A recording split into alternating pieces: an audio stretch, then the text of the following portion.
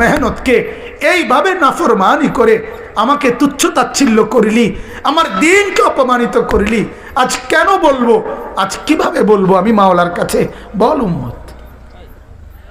কোরআনুল কারীমের সূরা নিসার মধ্যে আছে ওয়াজিনা বিকা আলা হাউলাই শাহীদা।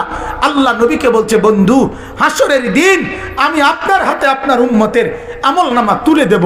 আপনি পড়বেন, আপনি শোনাবেন, আপনি হিসাব করবেন, আপনি বলবেন, এরপরে আমি ফয়সালা দেব। আপনি সায়াসে কইবেন। তাফসীরে আল্লাহর কসম এই কথা স্পষ্ট আছে। হযরত আব্দুল্লাহ ইবনে মাসউদ বলে, যেদিন নবীর সামনে এই আয়াত এ ওয়াজিনা বিকা আলা হাউলাই শাহীদা সূরা নিসার এই আয়াত যেদিন পড়লাম, সেদিন হযরত আব্দুল্লাহ বলে, নবীজি অজরে চোখের পানি ফেলে কাঁদছে আর কথা বলছে, উম্মত যদি পৃষ্ঠার পর পৃষ্ঠা গুনাহ আর নাফরমানি দেখি